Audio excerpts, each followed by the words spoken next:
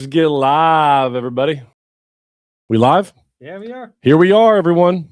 It's just me and Anthony today. It's all you got for a little bit of a Tuesday afternoon. Yeah, Tuesday. Folks, it is only Tuesday afternoon, so sit back and just enjoy the day that is just going to be monotonous, you know? Nobody likes a Tuesday afternoon. It's not even like a hump day. It's just trying to get us through this. So hopefully, Anthony, for the next 45 minutes to an hour, we can provide at least some entertainment. How's your week going so far, man? I know you've been stuck in here with me for the last 2 days. It's been good. Just been working, you know. You've been working over there, bro. You've been cranking videos, man. Yeah. Pissing some people off with your content, let me tell you. Yeah, man. I'm like an editing wizard over here. You are.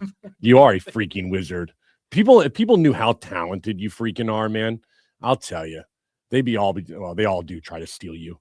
But you know, we're not letting that happen, all right? Nah, man. That's right. I'm going through some of our stories right now, man. We and you went over these before. Bro, we got some fire stories today, don't we? Yeah. There's some crazy stuff, folks, that are happening right now. And you're going to just be like, what? So stay tuned, because this one's going to be a very entertaining show. There's stuff from all over the state, not just from Orlando. Thanks y'all very much for joining us, though. My name is Patrick Carr. Behind over there is Anthony. He's the producer. We never get a chance to see Anthony. However, though, you get a chance to have me out here. If you're riding in your car, make sure you chime in with the chat, whether it be on YouTube, Facebook, Instagram. Anthony is over there reading them. We'll get to your questions. This podcast is brought to you by an ice cold Ghost. It is not really, but we wish we had a sponsor like them, because we go through more energy drinks here, Anthony, than probably any two people healthily should. Yeah. I'm going to tell you. It's been funny because people were saying like, oh, why don't we see his face? Why don't we see his face? I don't mind having my face up, but it's like, it's kind of funny to me, just being a voice. I know. Then every now and then we get you on a picture, you know, like you'll do a picture with a client or something like that. I don't know. Yeah. Or somebody wants us to come out there and just do some stuff. Yeah. But, well, again, everybody, let's jump in to our first story of the day. And I'm going to tell you, Anthony, this one right here is going to upset some people. If you have not heard already, flock drones are coming to Florida, and there is nothing that you can do about it. That is right. Flock drones will be in 500 cities across the country by the end of 2026. Your county and your city can do nothing to stop these drones, as they will be governed by the FAA, a federal organization. These drones. Wait. What? Aren't you talking about Amazon? Oh, that's right. It's Amazon drones, not flock drones, everybody. Amazon. For all my people who are against flock cameras out there, I want to make sure that you are never ordering from Amazon, that terrible company who's violating your Fourth Amendments, ever again. Nobody who's commented in my section against flock cameras, I never want to see you order from Amazon one more time. Let's actually read the real story, Anthony. For everyone who's not aware, Amazon will expand its drone delivery service into 500 U.S. cities and towns by the end of 2026. That's a 6-fold increase, by the way. One of those happens to be Tampa, a Central Florida city. Orlando will be next. They are going to make sure that these drones are flying overhead, and they will be governed by the FAA, which means that your county or your municipality or your police department have no influence whatsoever on what these drones are going to be doing. I want you to read right here their own privacy policy coming from Amazon. Quote, may record overhead videos of people and things near the delivery location. Quote, to improve drone delivery and other Amazon services.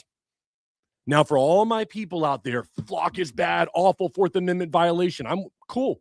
I want to make sure that you are committing to never ordering from Amazon ever again, because every Fourth Amendment violation that you yelled and screamed at me about with flock cameras is not only inside of Amazon drones, but it's worse, everyone. I want you to listen to the quote exactly from their privacy policy. To improve drone delivery in other Amazon services. They do not define what services are. They do not define how long footage will be kept, and they do not define who will have access to that footage. Now, don't worry, everybody. Amazon has come out and defended this, and they have said, and this is coming from Amazon, the cameras do not track individuals or record their movements. The footage is needed for navigation processes, and no employee actually watches the live stream, although you do not know who has access after it is a live stream. So you can opt out of the delivery of a drone to your home, but that doesn't mean your neighbor does. Doesn't mean someone in your building doesn't. And it doesn't mean that you have any control over where that drone goes. And there is, like I said, nothing you can do about it. The FAA is governing these drones, and that is a federal organization. So that means your police department, your sheriff, your county commissioner, and your mayor and governor can do nothing to stop Amazon drones that will be making deliveries. And I'm going to tell you, I want to know this. All of you who are so against flock cameras that are out there, and believe me, I've taken my heat for it. I want commitments from you all that you are not going to be purchasing from Amazon for your 30 to 45-minute instant delivery from a drone, and that you aren't going to support it either. Because I'm going to tell you what we don't want is a private organization holding any of my data, right? That's what all of you have been saying. You've been blowing up my comment section, telling me, what is that saying from Thomas Jefferson about give up liberty, you don't deserve it. Great. Now be willing to give up your 30-minute delivery, and also make sure that everyone around you is willing to do it too. I want you to stand by your word. All of you who hate flock cameras, I need you to understand that now the enemy is Amazon. Amazon is the problem, not flock anymore. Amazon. So if you are so against it, I definitely want to know that all my liberals, all my conservatives, everybody who's been standing up inside every meeting and commissioner, flock is bad. Every police chief that's out there, I expect the more and more for this. Anthony, it's so bad. It's going to be held by a private organization for what it calls other services. For how long? You have no idea. What information it's gathering? Don't know. Where it's gathering that information and when? You have no idea. When it is doing it to you? No clue. But you are now you're going to be filmed in over 500 cities by cameras overhead, and you're not going to have any idea, and it is going directly to a private company, and you're not going to have any idea what they do with that data. Not a clue. They could sell it, do whatever they want with it. And so I want everybody to understand, Anthony, I am all about privacy and the Fourth Amendment. But for all of you who have sat there and said flock is bad, I want a commitment. Drop a comment that you are never ordering from Amazon because you will not further this Fourth Amendment violation. And you do not care about 30-minute delivery of your toothpaste, because what is more important is the fact that we do not have a Fourth Amendment violation for ourselves, for our neighbors, or anybody else, because we will not give up that liberty and that freedom in America. We would rather wait 2 days for our delivery than ever jeopardize our Fourth Amendment for a 30-minute delivery of the toothpaste that we so desperately need in the morning. I for one, Anthony, I see where these people are coming from, and I'm so happy that I was on the side of not being against flock, because now I get a chance to be able to order Amazon freely.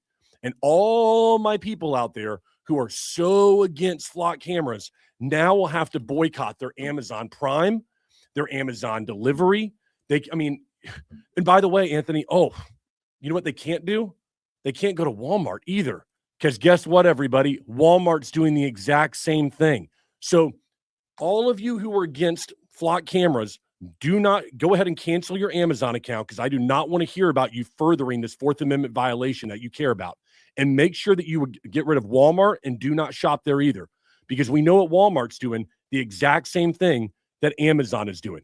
So thank the Lord we got rid of Amazon and Walmart for all people that are against flock cameras. And I don't know where you're going to shop. I have no idea. But thankfully now we have put the right enemy in our sights, and these people can be held accountable, because I'll tell you what's not important to these people: 30-minute delivery of your toothpaste. We don't care about that. We care about Fourth Amendment. All right? No more Amazon, no more Walmart. because we care about liberty here. That is what we want. Cheers, everybody. We got John Gregory from Facebook. He says we give up more rights for more convenience. Unfortunately, we just have to have patience. And Yeah, he's got John's on today. he's not in support of flock cameras. So What's that? he's not in support of flock cameras. But I get it. Not, here's my point, and I'm being facetious here, everybody. So if you're joining me, I'm talking about Amazon is now introducing a drone program. Amazon is expanding its drone program to over 500 cities across the country by the end of 2026, meaning that you will have in most cities in America drones flying overhead, and you will be on video with those drones. Now, they are saying, literally, go look this story up, that they are grainy footage and it's not good enough resolution to understand who a person is. Do you believe that, everybody? Do you really believe they're putting drones in the air that don't have great resolution cameras? Because what's going to happen? They're going to drop that package in your front. They're going to snap a photo of it with that camera. You don't think they have great resolution? Yeah. And so I want everyone to understand what's happening is that I have defended the use of license plate readers, all right, LPRs. And everyone has gotten on to me because you look at the flock side and everyone uses that word, it becomes an evil word. I believe that the good outweighs the bad when it comes to LPRs, license plate readers. You can go by whatever name of it that you want, whatever brand name, Axon, whatever, Flock, whatever it is. So I have no issue with people having a problem with me, and I can see why you do have a problem with those cameras. And we can disagree on the benefits and the harms of what they do. And you have to hold yourself accountable now because you can't have a double standard. On one side, you're worried about having your Fourth Amendment violated, pictures taken of you, a database of your information. What do you think exactly the Amazon drone is doing? Who do you think has more information about you when they have drones up in the air above your home, taking pictures, videos? Thousands of drones. We're not talking about a few cameras here, everybody. Thousands of them are going to be overhead, and you're not even going to know about it. And then you're got on me about Flock, a private company. We have no idea what happens to all that data. It's being gathered about us. Amazon is telling you they are gathering the data, and it will be used for other services, but they will not specify what it is. They will not specify who has access to the data. They're not going to specify when and how long they're going to keep the data for. You don't know where they're going to keep the data. So if you have been against flock cameras, I want a commitment from you. You're no longer going to purchase from Amazon. Do not be a person who has a double standard. This is why, Anthony, when I talk about on the show, just because something is convenient for you to be against in the moment, be very careful because you don't ever want to be stuck in a double standard. I'm not. I've been the one that said I think the good outweighs the bad. But for everyone who's dropped the thousands of comments into my Instagram and Facebook and YouTube about giving up liberty, now is your time to prove it.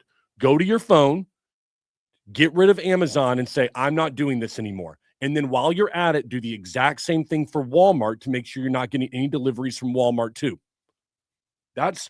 You cannot be on both sides of the fence just when it's convenient for you. If you're a person who truly believes in the rights of the Fourth Amendment and the Constitution are being violated by flock cameras and license plate readers.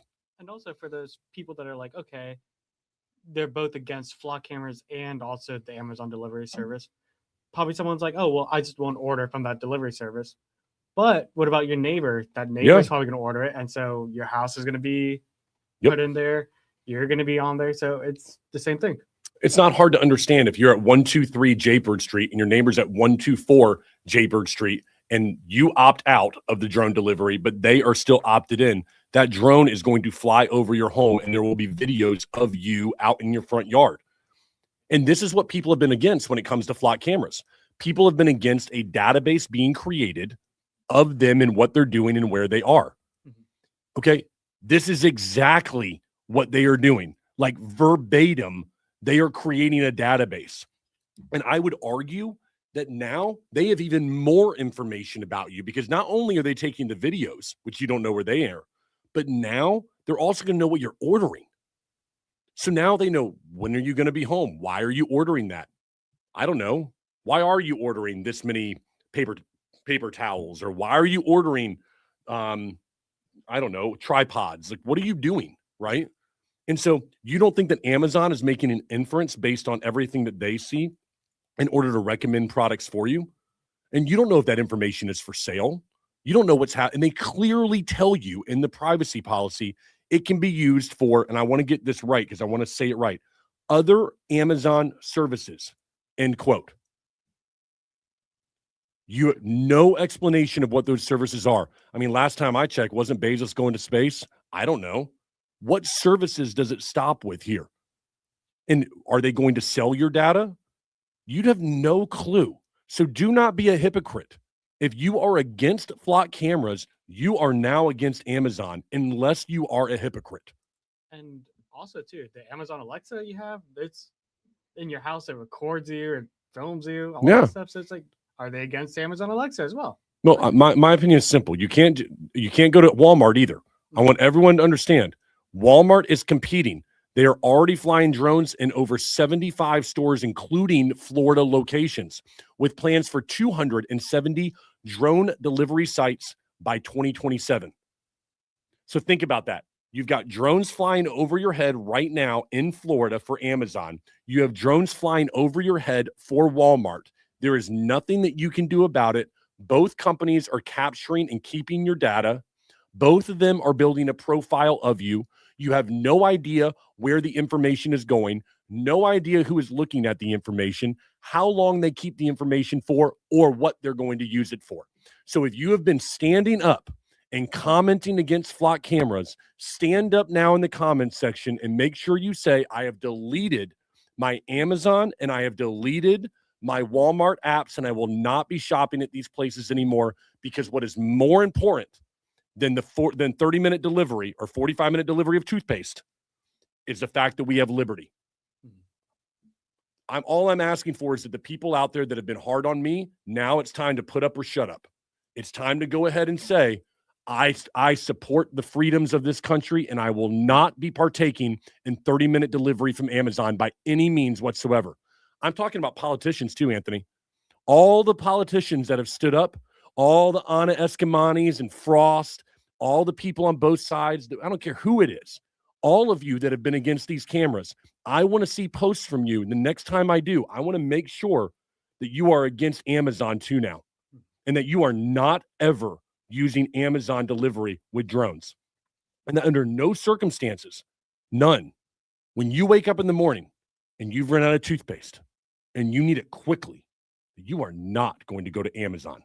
You are going to get in your car and you're going to drive to Walgreens or CVS or wherever you find, or Publix, because you will not give up liberty for 30-minute delivery of toothpaste. That's what it comes down to, folks. Yeah. I mean, if it sounds, I know I'm being facetious about this, and I understand that, and I am for a reason, but what I'm saying is absolutely true. And either you are somebody who believes in flock cameras are bad, and that you just believe they're bad when the police use them because you believe that's the only bad people and you're ignorant enough to believe that, or you believe there are bad people everywhere, and you believe that they're probably gathering that information for things that could be used nefariously. I would think that that's probably the case. But then what are you doing? If you're justifying it, you've been doing exactly what I'm doing since the beginning. Exactly what I've been saying from day one, which is that when I look at a camera like a license plate reader and I look at the good and I look at the bad, I believe the good outweighs the bad. And for many of you out there, all of my adamant supporters, or I'm sorry, detractors against flock cameras, you're about to do the exact same thing with Amazon and Walmart. You're about to go, well, I mean, I guess it's not that, it's not that bad. I get that delivery. It's only a picture. Like, it's not bad, Patrick. It's not the same. It's not the same. Oh, okay. Where are you at now? Where are my people that are against flock right now? All in the comments section. Where are my people that say flock is terrible? Oh my God, trading liberty. You've got nothing. Show me your people and show me the fact that you're never using Amazon ever again. I can't wait to hear from people about this one, how they're going to justify the fact that they're okay with drones and okay supporting that company. Because the other side is this, Anthony. Don't think that just because you opt out, that somehow you're okay. Because you're supporting the company that is going ahead and flying over everyone's homes. So if you're going to support the company, you support the cause. You don't get a chance to, well, I opted out of the drone delivery, so I'm more holier than thou now. No, you're not. No, what you did is exactly what I've been doing from the beginning with license plate readers. You're looking at the good and you're looking at the bad, and you're deciding that, you know what, convenience is more important to me than the liberties of this country. That is what millions of all our flock people are going to say that are so against it. And our guy, John, was right on this one, because people are going to trade it for convenience right overnight. Yeah. Bro, this is, I don't, the fact that people are going to try to justify this one in their head, bro, is beyond me on this one.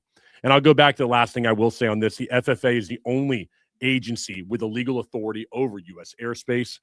Amazon operates under the FAA, a air carrier certificate. Local governments cannot ban the flights, create no-fly zones, or regulate the noise.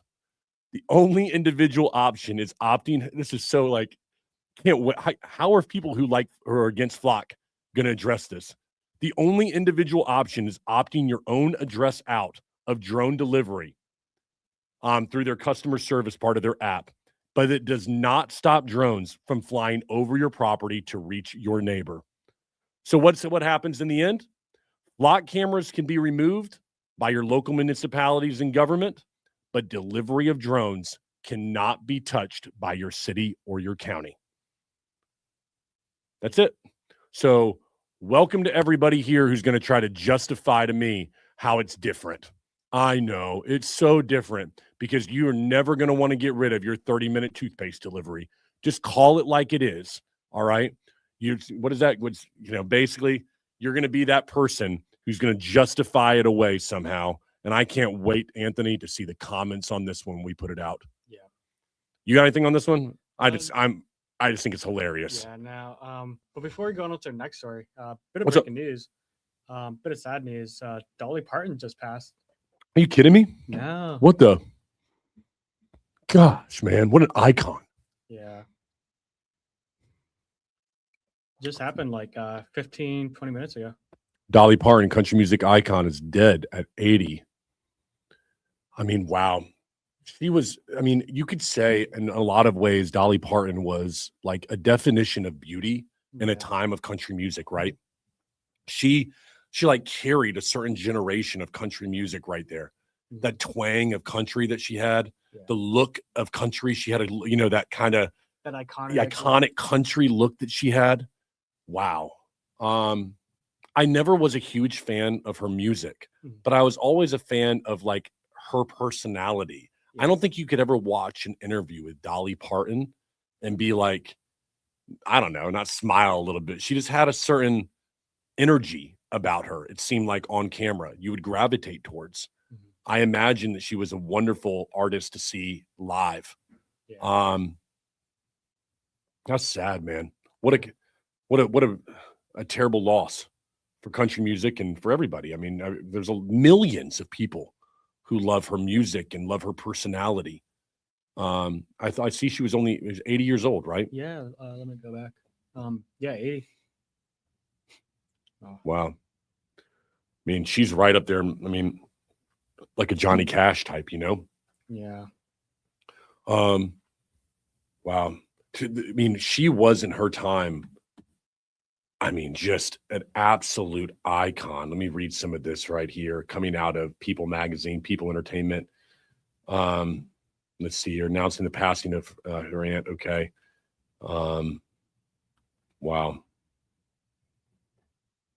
So they announced it. It looks like over Instagram is what it looks like here. Yeah, it looks like it. I can't play that one, I think, on this, but wow. I don't think we'll have to learn what it was from, but I mean, 80 years old. Just a terrible loss. So thank you for the breaking news there, Anthony, but that's just terrible. So, all right. Tough to move on from that story, because this one's next. I'm going to tell you, Anthony, this one next is, well, it's about justice. All right. For those of you who may not, or may remember, a gentleman or a guy by the name of Jalen Edgar was responsible for killing two people, Timothy Schmidt, a 19-year-old UCF student, and Tyreek Hill, 25. and he killed them back in Halloween of, I believe it was 2024. Took a firearm, opened fire in downtown. Following that happening, Mayor Buddy Dyer declared a 7-day state of emergency. There was curfews that were put into place. He was found guilty on all 9 counts, 2 first-degree murder charges, 7 attempted first-degree murders. And this guy, Jalen Edgar, will hopefully spend a lifetime behind bars. I did do a little bit of research, and he is not eligible for the death penalty because he was a minor at the time of the vicious attack that took 2 people's lives. Although I wish it was different, the law is very clear that the death penalty is not going to be available or on the table. He will get life in prison without parole. We can only hope that he dies quickly. Sentencing is set to begin on October the 20th for somebody who lives in Orlando. I remember this. I believe it was a couple of years ago. I want to say 2024, Anthony, if you can verify that for me. But it was just a couple of years ago. I remember being there. He not being there, but I remember being in Orlando. Yeah, Halloween of 2024. And it shut down the entire city. I just, it's good that this family is getting some level of justice. Obviously, in this case right here, it's not nearly justice enough for the people who lost their lives. But I'm happy that he's getting the maximum that he can possibly get. And I'm going to tell you what as well, Anthony, I want to give credit where it's due here. Okay. Because I've been very critical, and I always am, of Monique Worrell's office. But in this case, she did it right, along with attorney Frank George, who led the case.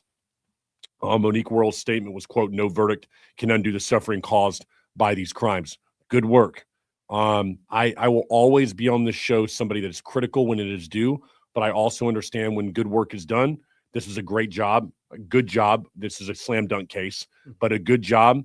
You did the maximum penalty. There's nothing letting this guy off for any kind of being a minor or any of that crap. Yeah. This guy deserves to rot in prison. We can only hope that it's for a short amount of time before he is no longer with us. All right. Like these are the worst people. All right. This is terrible. 2 first-degree murder charges, 7 attempted first-degree.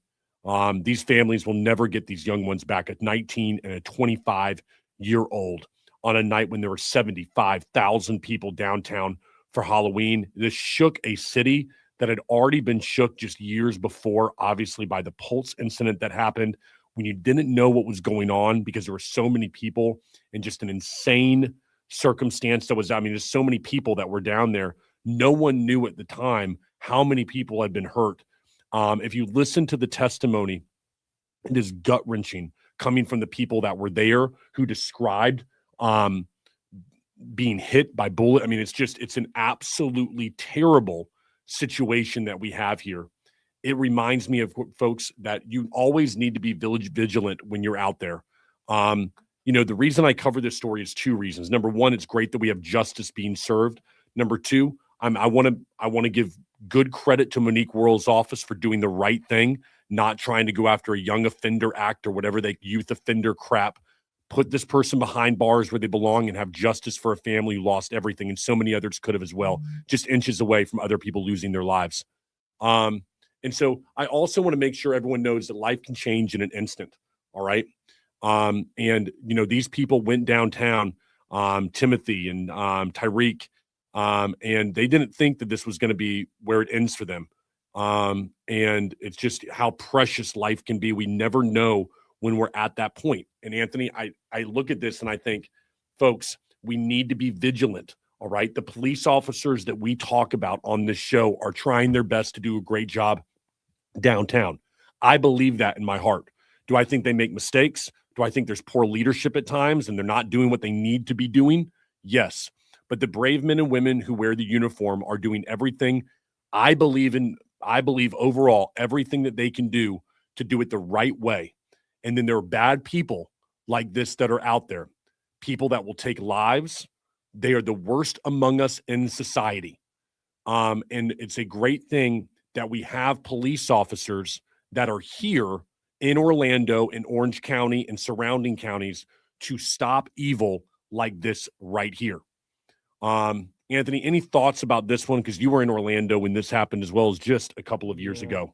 It's sad too because I think I remember too being like downtown in a Halloween. I think it was either 22 or 23, like a couple, like not even like a couple years before this happened, and it's just sad too because I can just imagine being in that state where it's like, oh, I'm just having fun and all this stuff, and it's just awful.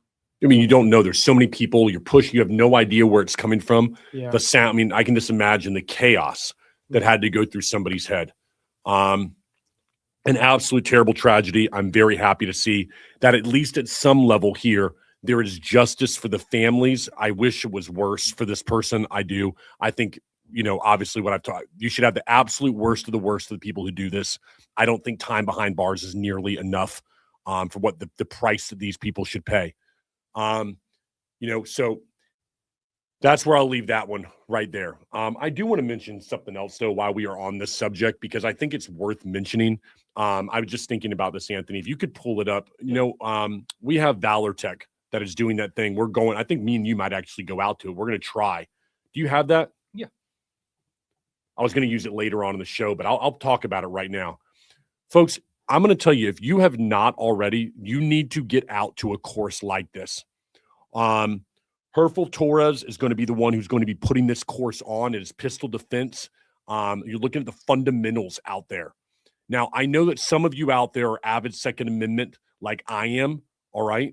But too many times we get used to just going out to the range, don't we? You're just going through the normal stuff that you go through. This class is meant to fix those problems that you create for yourself out there on the range. I've got it right here behind me.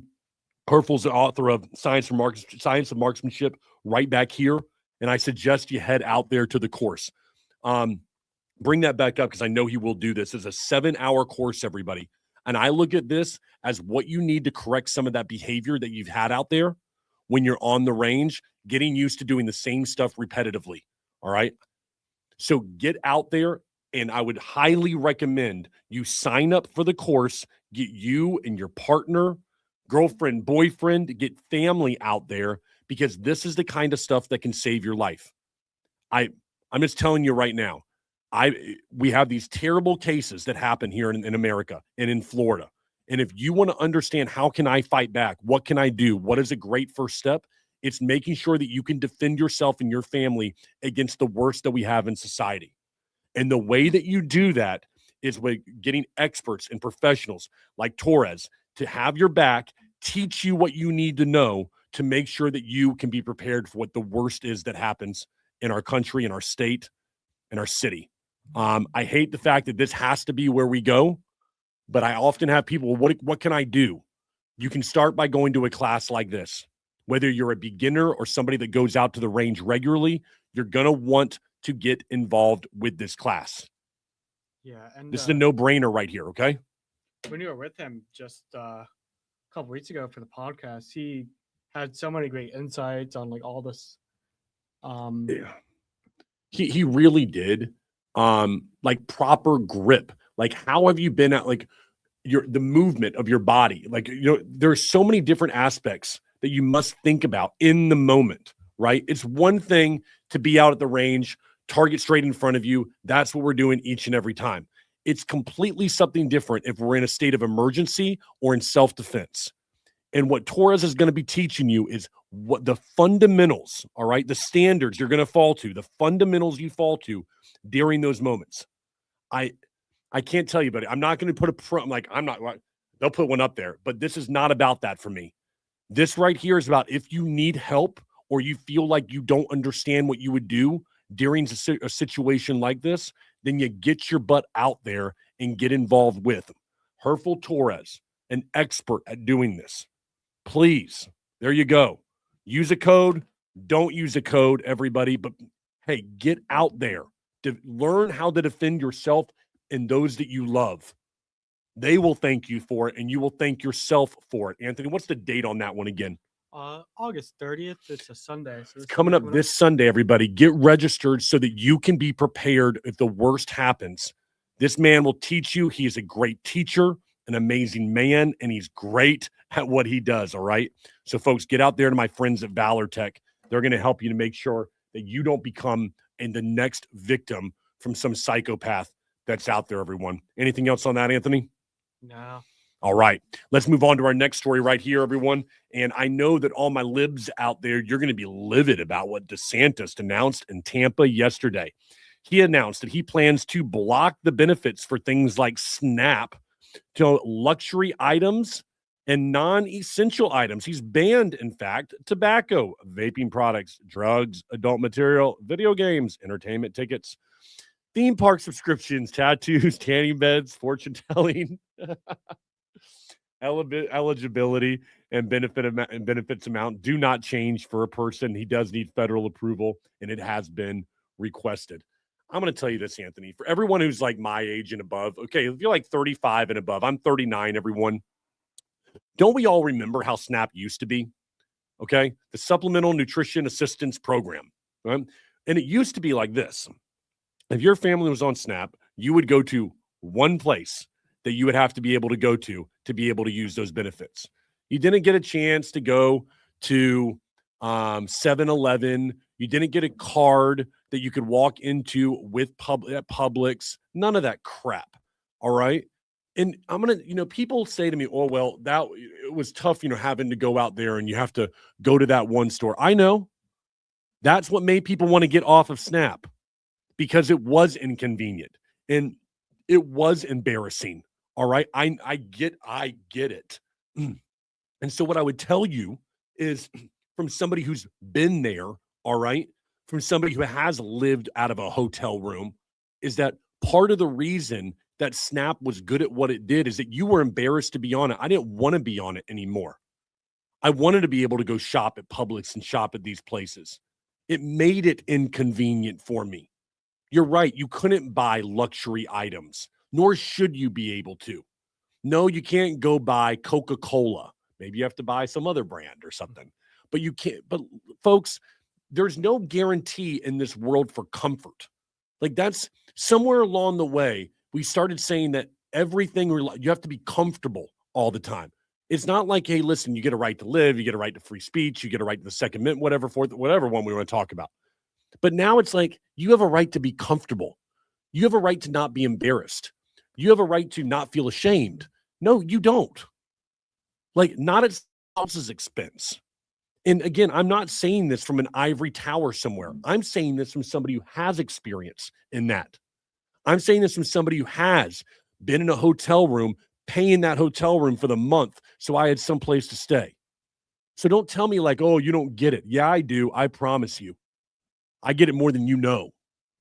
And when I see this and I see people who go up against it, I see all my libs out there and far leftist Democrats taking away people's, oh, you're taking it away from people. No, you're not. It's not their right to go out there and get, I don't know, the candy that they want or an energy drink. If you want to go have the money to buy an energy drink, then go make it. I don't need to feed into a program. The government doesn't need to pay for you to buy an energy drink. The government doesn't need to pay for you to have, I don't know, vaping products. Everybody can agree on these things. And while we're at it, the government doesn't need to pay for you to go to any Publix that you want to go to for your own convenience. What you need to look at here is the way it used to be done. It was embarrassing. It was tough. And when I went through it, I said, I don't want to do this anymore because it wasn't convenient for me. I had a reason that I wanted to move on. So I look at this crap right here coming from DeSantis, or not coming from normally from other, and I like what DeSantis is doing here.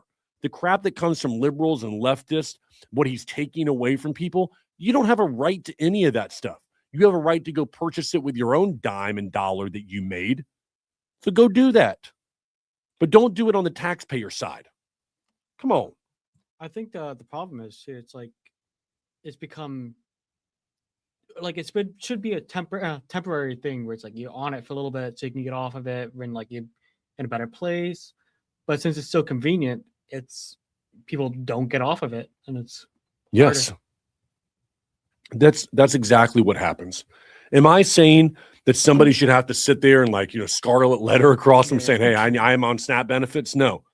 But when I was going through that portion of my life, all right, and for those of you who don't know, when I started Blue Collar Media Group, I tell people this. I came home one day, after the same day, my car broke down on the way coming back from my first contract in Jacksonville. My car broke down on the side of the road.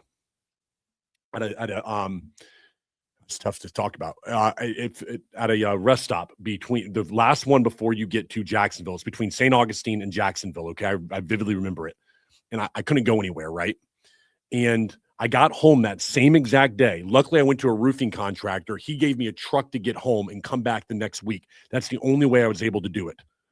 I couldn't do anything. I didn't have enough money for my car. Yeah. I barely had enough money for gas that day. Thank God that roofing contractor filled up his truck and allowed me to get there and back.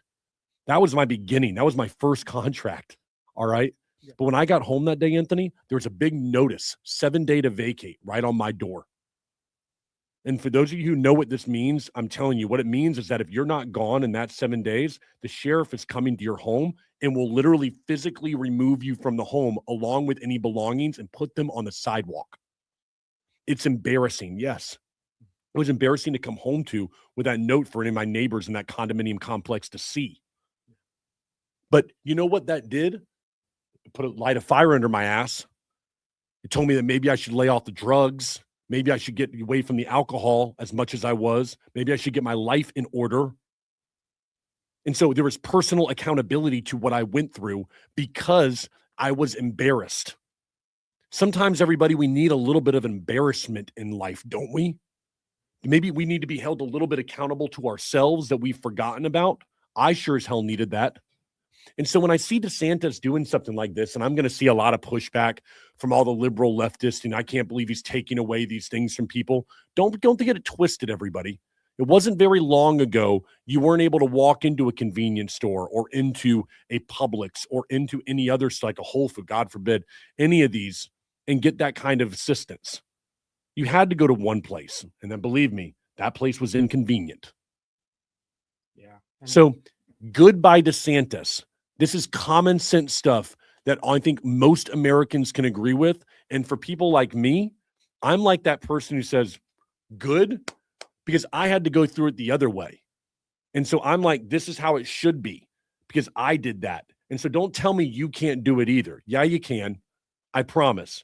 And I can also promise you, spaghetti sauce from Prego is a hell of a lot better than the other stuff. What was that stuff? Ragu? Whatever it was called. Yeah, but then there was another brand as well. And what? Is it Bertolli? No, bro, come on. That's too fancy. You're way too fancy. But I'm telling you, Prego's the fucking best. All right.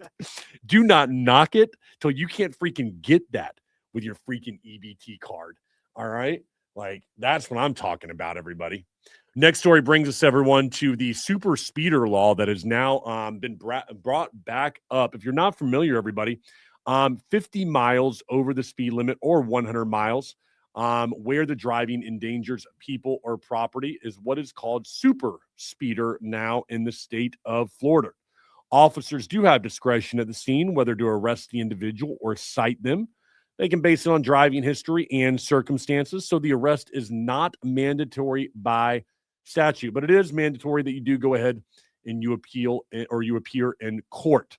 All right, so you can't just like mail it in or pay a charge or anything like that. Get this, everyone. Florida Highway Patrol has made more than 4,000 arrests statewide in the law's 12 months. More than 500 of these arrests were made in Orange County. So we have the big example that everyone talks about is there's a 28-year-old mother. She was doing 116. She had her son that had been bitten by a pit bull. She went to jail. The reason this story is coming back up is because we do have dashboard camera now from the Florida Highway Patrol of a Brevard County deputy that was clocked at 111 miles an hour on a motorcycle, but was not arrested. So there's been a professional compliance review of the stop itself. And people are saying, okay, this guy, he is going 111. Nothing happened. Basically, it's kind of like, okay, let's turn our head a little bit. Yeah. Another person going 116, you're going to jail. there are people that are making a big deal out about this one. They hate it. I'm going to tell you what, Anthony, I am not. This to me, there are too many details that are unknown. I've watched a little bit of the footage. By the way, if you go watch a dashboard footage of this one, the arresting officer or the officer that pulls over this bike instantly recognizes who the police officer is. Because if I'm not mistaken, if you can look this up, Anthony, this police officer was the officer of the year in Brevard County in 2025. Like, so he had been kind of a local thing within the police department. And I want to say he was the officer of the year in Brevard County. If you can look that up for me. So I know that everyone's upset about this because they're thinking, okay, this is the police looking out for their own, but there have been so many circumstances where an individual is not or is taken to jail. And so they should be held to a higher standard. I don't disagree with that. Yep. Am I right? Yep. Okay, like Florida Highway Patrol clocked off duty Brevard County Deputy of the Year, Michael Foltz. Riding his motorcycle, I was right, at 111 miles an hour in February. They gave him a ticket for 74 miles an hour instead of arresting him under the state super speeder law. Okay, I disagree with that now. Whoa. Hold on. Okay, whoa. Whoa, I might be going back on my own self here. You mean to tell me they gave him a ticket for, what did they say? 74, like 9 miles over? No. Now that I disagree with. Yeah. What? Okay, no.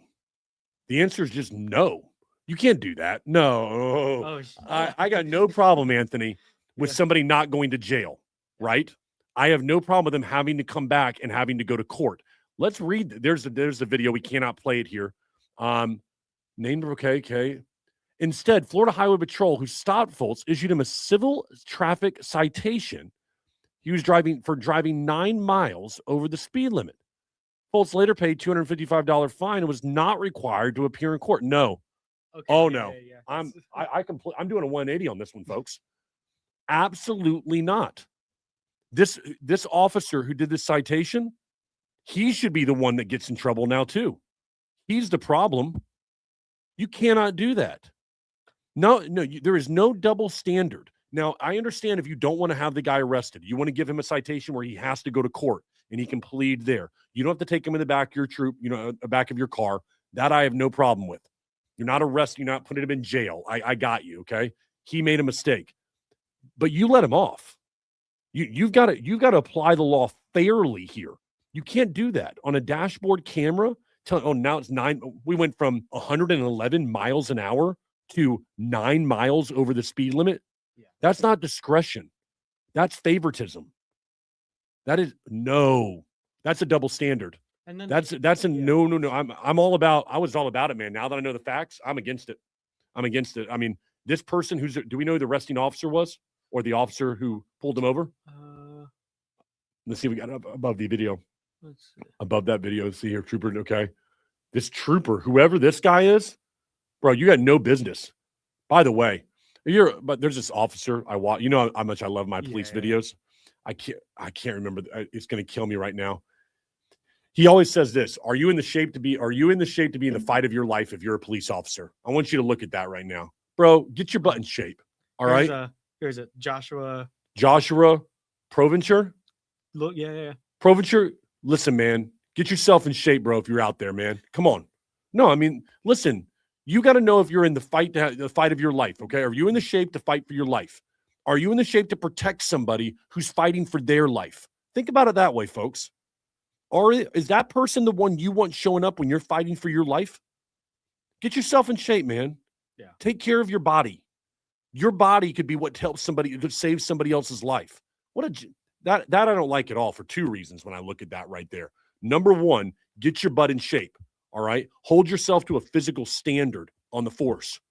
And then number 2, you let somebody off with a 9 miles an hour of the speed limit, $255 fine when he's going 111 miles an hour. No, double standard. Yeah. That I do not go for. That is not how we should do things. That is not what the standard that they should be held to. And yeah. Well, the guy's a joke. Whoever this guy, that's a joke, man. And people have every right to be upset and to be pissed about that one, Anthony. Now that makes sense. Now it makes sense to me, and I'm with him on that one. I'm very interested to see what happens to this highway patrolman right there, because yeah, you gotta look at yourself right there, man. What kind of professionalism do you have? Honestly, I find it crazy. He was going 111 miles in a motorcycle. Like, I can't imagine driving that, but on a motorcycle, that's scary, man. I've gone back and I've looked at the actual footage itself. I did watch it. Yeah. He's at the police officer's in a car going the opposite direction. He sees the moment and he makes a turn through the median. And he catches up with him. Yeah. And so the guy was very polite. I will say that, the guy who was speeding. But you can tell right away he recognizes who he is, which is clearly why he gave him an out like that. You want to tell me that he would have done that for just a regular person on a motorcycle? Absolutely not. That is favoritism and a double standard. And I'm going to tell you, I can't get over the fact, get your butt in shape. And people can get on to me about that. But you're in a position where your job could be at any given moment to protect someone from losing their life. And you want to tell me that guy's going to chase me down?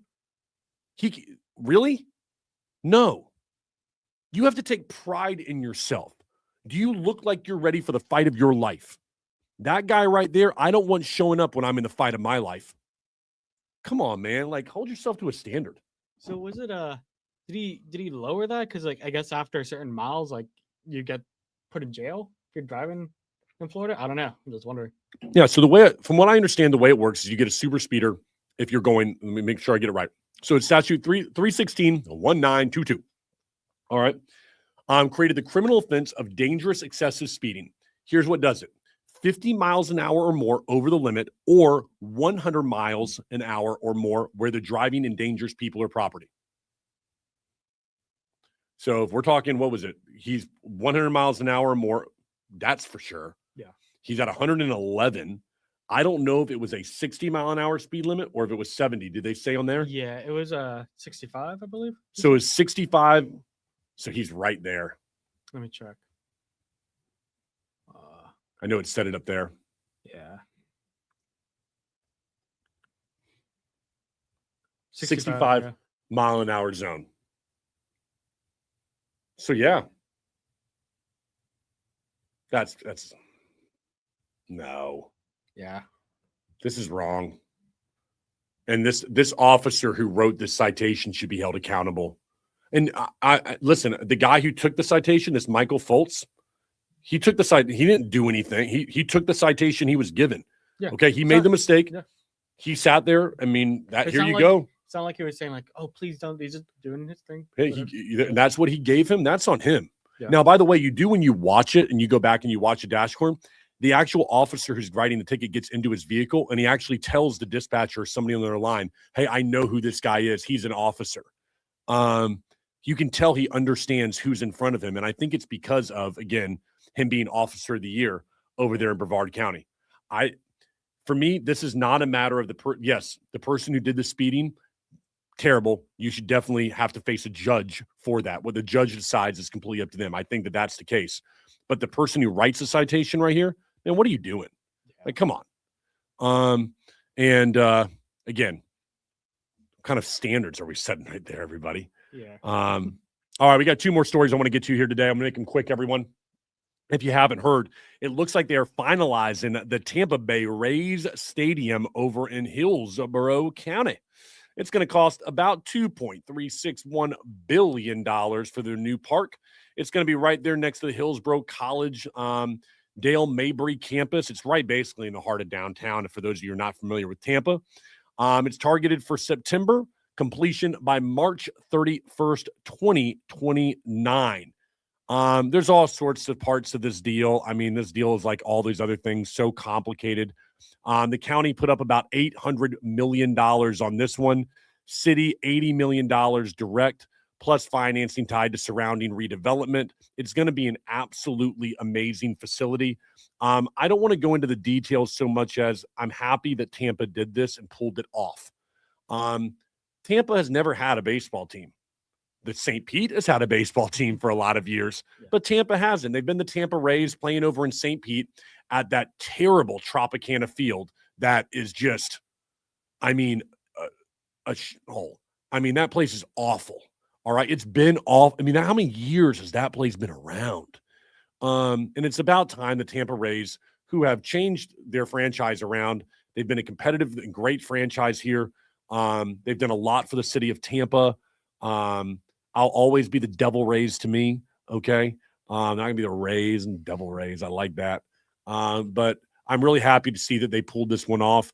You know, for those of you who are unaware, I was actually for the Orlando Dreamers, the baseball team that asked for funding from TDT money. I was surprised that did not get approved. I'm still up in the air about what it would mean for Orlando, but at least it's something that would have some kind of return on an investment. And by the way, Anthony, tomorrow, what a show we're going to have. Tonight is the vote about TDT. Oh, really? Yeah. I mean, for those of you who don't know what I'm talking about, is the Orlando Dreamers were shot down by the TDT task force. That is a tourism development task force. They were recommending how tourism development dollars, that's 6% of every, or 6% that's added onto every short-term stay in Orange County. So like a hotel for $100, it's now $106, and that $6 goes to the TDT fund. And then those funds have to be used for tourism. And it's about $400 million, all right, that's in that fund for the year. And so this advisory board 2 weeks ago got a chance to hear all these proposals about what to do with that money. And one of them was from the Orlando Dreamers, a baseball team that is being considered in the possible expansion for the MLB. It's kind of all up in the air whether it's even going to happen.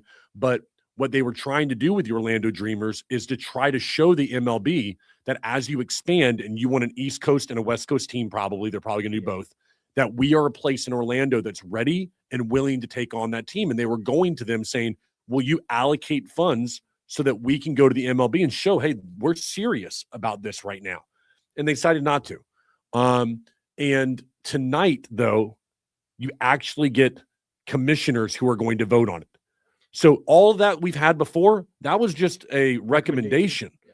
So we've already seen it before back in 2023. Commissioners could just decide, screw what the recommendation is. I'm going to do what I want. And I bet it's exactly what you're going to see tonight. If those of you don't, we're going to be back tomorrow. And I know it in my heart. The last 2 weeks, everybody, you might as well have just called it recruiting season. All those people who sat there and had their idea turned down.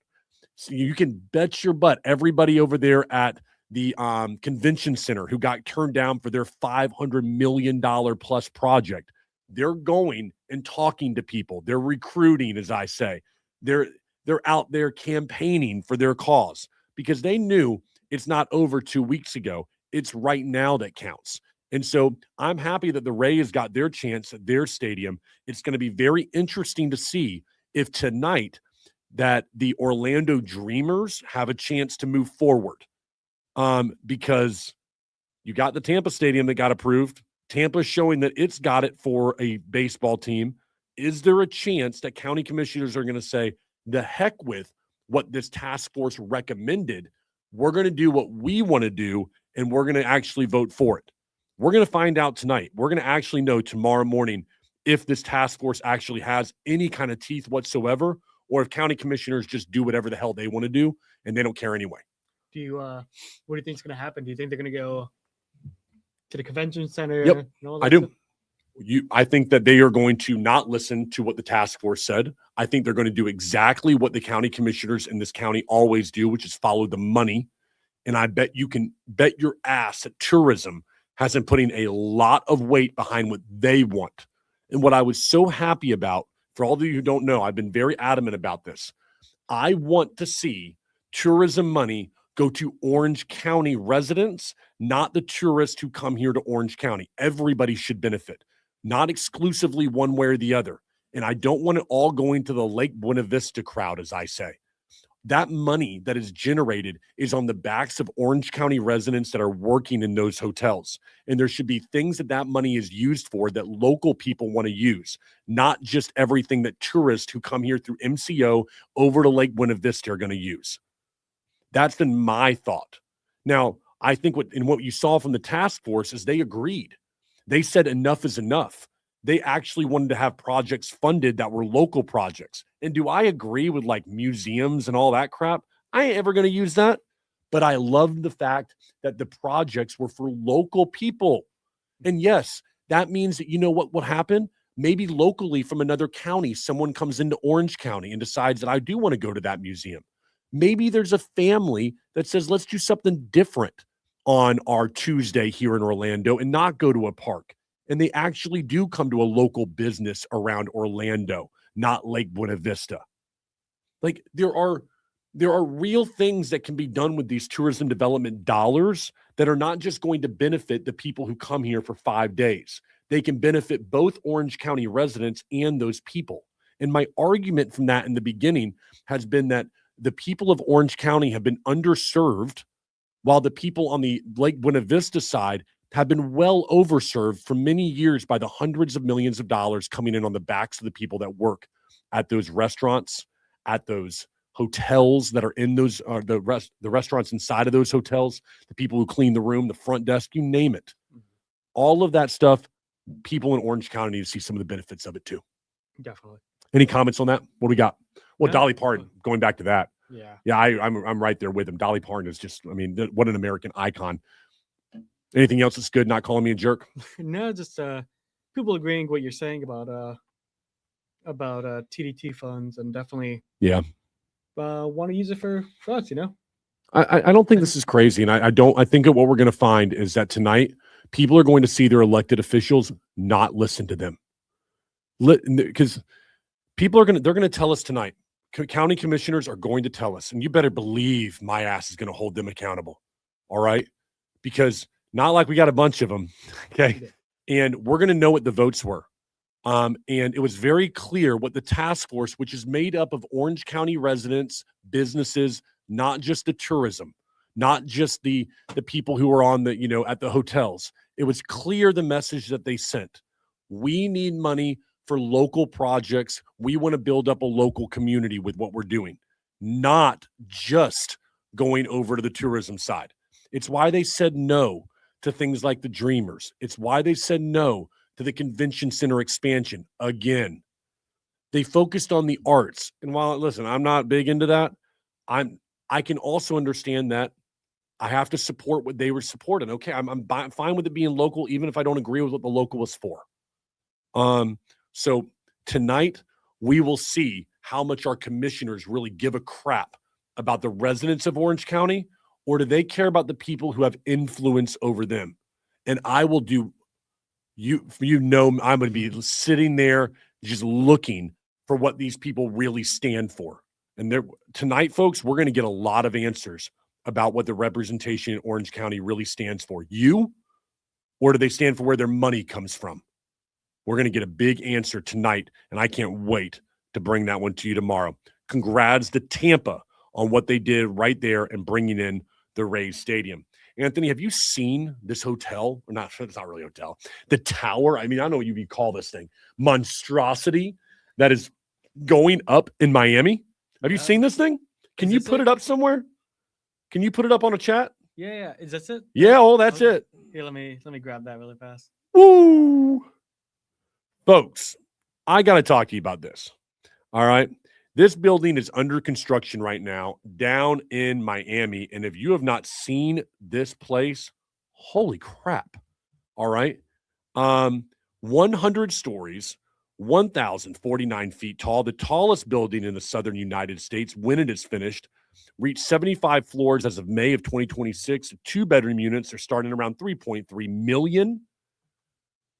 Let's see, your topping out is expected later this year with completion in 2028. They've been moved back, of course. We always see this and move back to this whole entire thing. I love this. The design is 9 offset, I'm looking at it right now, glass cubes, 205-room Waldorf Astoria hotel below and condos above. It's a residence. I love it. More than 90% of the units are sold. Of course they are. Penthouse is listed at $50 million. Just a very good deal right there. I love every part of this. Let's see here. The bylaw claim. Okay. The FFA caps building height in that part of downtown at 1,049 feet. So they're right at the cap right now above sea level due to Miami International Flight Pass. The tower is built to that exact cap So nothing can legally exceed it. So this will be the tallest building ever, or at least will be tied for it at some point, the tallest building ever in Miami. It just draws, what a comparison it draws, Anthony. You know, can you answer me this question if you can do a little research here for me? If everyone can look at that. We've got 1,049 feet for this tower. What is the tallest building in feet in downtown Orlando? Just curious.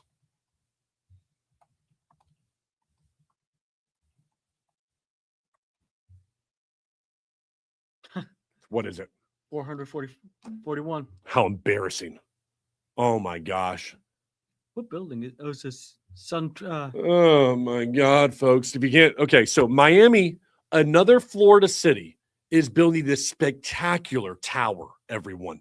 1,049 feet, the Waldorf Astoria.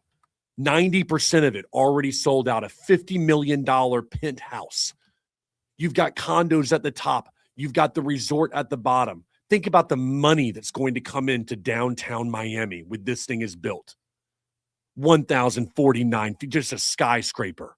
Millions of dollars being poured into it, and it's sold out. And then you got Orlando. Tallest building is 449 feet. And it's what, the SunTrust building? 441. Sorry, 441 feet. It's the SunTrust building, everybody. Way to go. Folks, the reason I bring this up is to draw a sharp difference between what is happening just hours away from us and what is happening in Orlando. You may or may not like, a tall building like this, but think about the people that live in that building. Think about how much they're about to contribute to the surrounding economy. Because when you're paying $3 million plus for a condo, that means you're spending money on the weekends. You're going to entertainment venues. That means you're dropping $1,000 when you go to dinner with you and your buddies, easy. That helps to keep restaurants open. Entertainment venues can then be packed and staffed. And then what do you know? You start to build up around that, and then multi-use facilities. And as I always use the example, that first watch at the bottom of that building, it gets a lot of traffic as well. And then they get a brunch, and then people start to go downtown. And all of a sudden you get a snowball effect, because what you did is you brought people that can actually spend money. And then what you can build around that is affordable housing, because you've built up that area and it can sustain restaurants, entertainment venues. All of that stuff is sustainable because you have a base of people that can afford to pay for those services. When all you do is focus on affordable housing, and that is it, you will lose as a city 100% of the time. You have to have mixed use within a city to bring diversity that really will lift a city up. The formula, folks, is wrong in Orlando. Everyone thinks it starts with affordable. No, it doesn't. It starts with getting people in there that can afford to pay for the things that we all know and love and want to be a part of.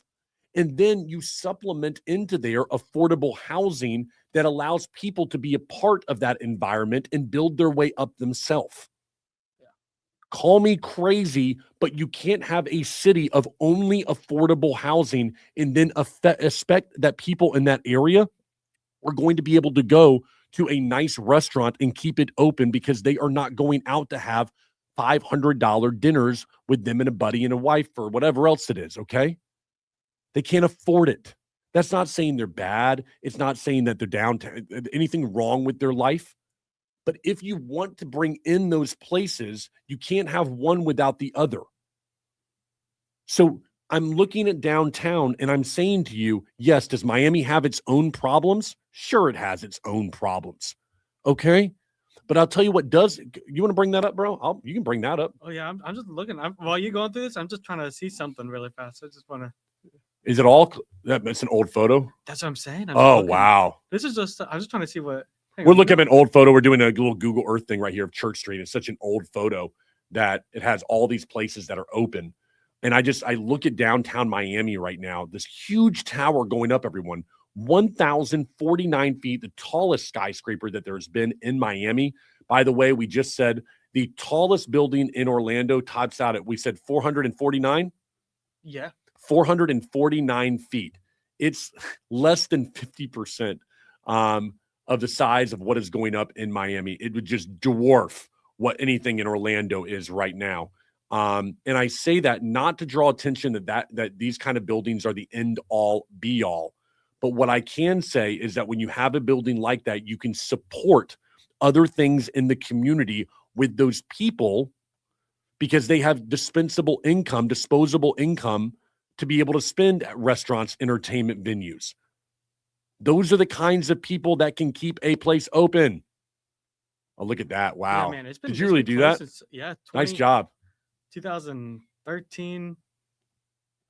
Nice job. Look how nice it looked in 2008. 8. Yeah. Can you show that? Can you share that on the this screen? is sharing this whole time. Oh, it is? Yeah. Folks, what Anthony just brought up is awesome job, Anthony. So look at Church Street. I remember I just got into Orlando in 2009. All right. So like here, this is 2009, right? This is 2009. Okay. Yeah. This is when I got to Orlando. Yeah. I got to Orlando about right here. And so I'm looking at this and look at this place. It looks great. Church Street looks amazing. It looks clean.